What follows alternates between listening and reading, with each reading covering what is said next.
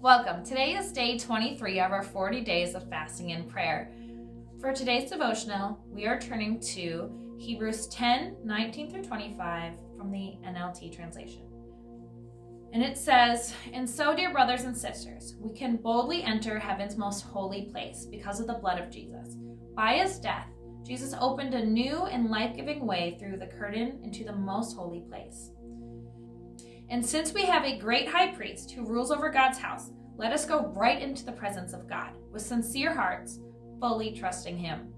For our guilty consciences have been sprinkled with Christ's blood to make us clean, and our bodies have been washed with pure water. Let us hold tightly without wavering to the hope we affirm, for God can be trusted to keep his promises. Let us think of ways to motivate one another to acts of love and good works.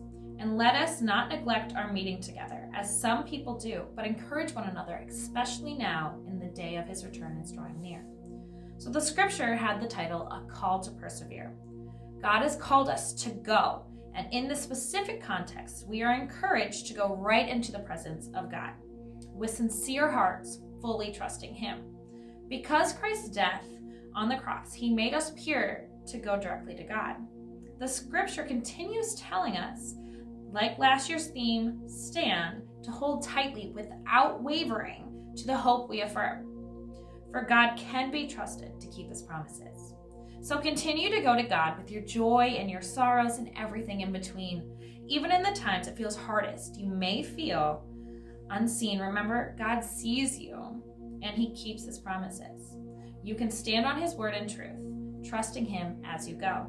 The scripture reminds us to go to God and trust him, but it goes on to encourage us to motivate those around us to keep going and show God's love. The world feels a little different after things shut down.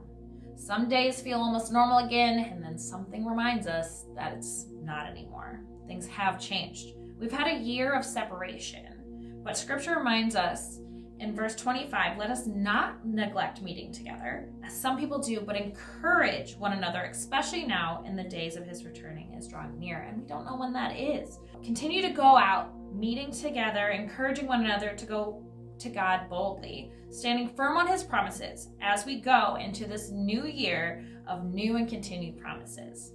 Thanks for tuning in today for this devotional, and we'll see you tomorrow. Bye.